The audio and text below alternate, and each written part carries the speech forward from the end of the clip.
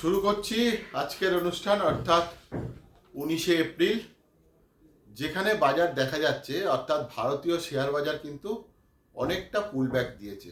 Pullback বলতে যেখান থেকে কারেকশান ছিল সেই কারেকশান ফেজ থেকে আমরা দেখতে পাচ্ছি বেশ কিছুটা পুলব্যাক দিয়ে বাজার বারবার চেষ্টা করছে ওপরের দিকে যাওয়ার।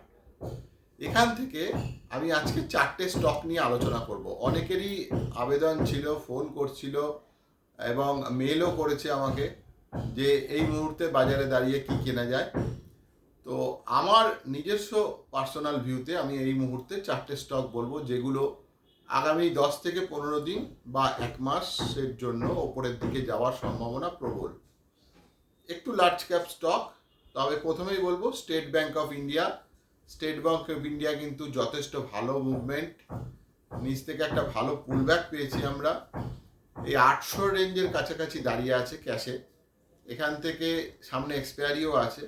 আমরা 760কে স্টপ করে অর্থাৎ 760কে স্টপ করে যারা স্টেট ব্যাংক অফ ইন্ডিয়া কিনতে চান ক্যাশ মার্কেটে আপনারা কিনতে পারেন। ওপরের দিকে কিন্তু একটা 855 থেকে 880 টাকা এবং 920 টাকা পর্যন্ত একটা টার্গেট থাকার সম্ভাবনা রয়েছে।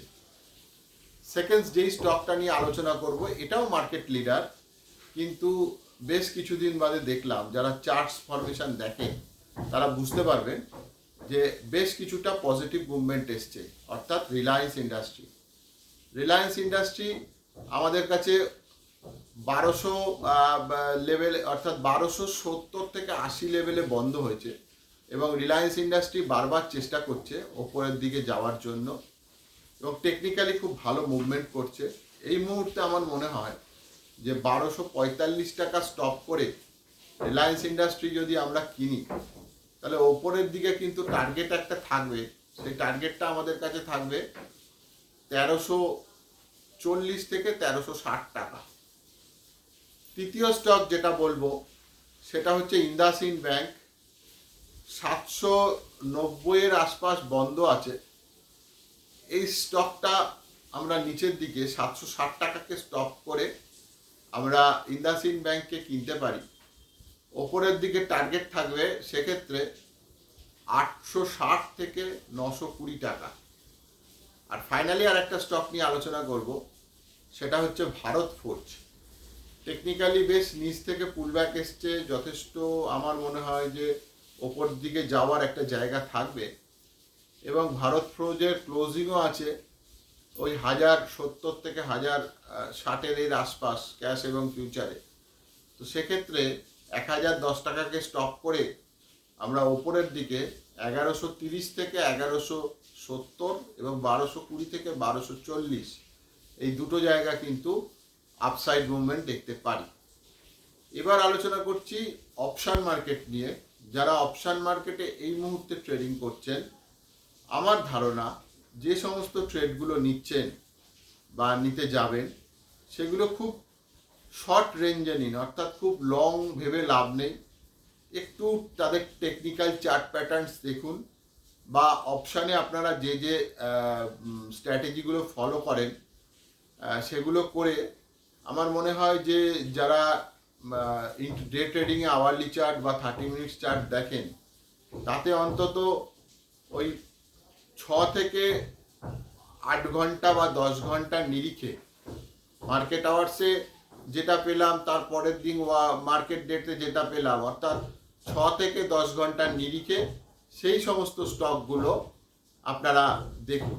আমার মনে হয় যে স্টকে একটু কম বেশি বড় রেঞ্জ না ভেবে ছোট ছোট অপশানের রেঞ্জ ভেবে কাজ করলে আমার মনে হয় এই মার্কেট থেকে আপনারা প্রফিট তুলতে পারবেন।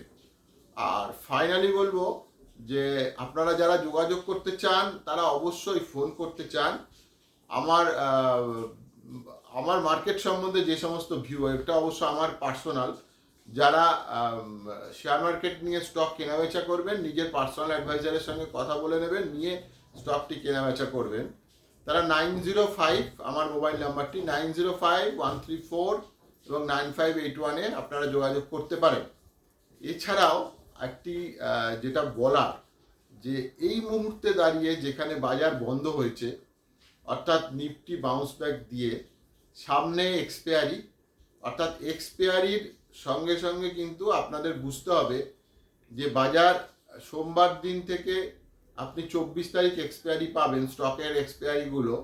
সেক্ষেত্রে কোন কোন স্টক আপনারা বাই করবেন বা সেল করবেন সেটা কিন্তু একটু বড় রেঞ্জের নিরিখে নেবেন, অর্থাৎ 1 মাস বা 20 দিন বা 25 দিন, বা যদি একটু লং টার্মের বেসিসে নেন তাহলেও কিন্তু নিতে পারেন।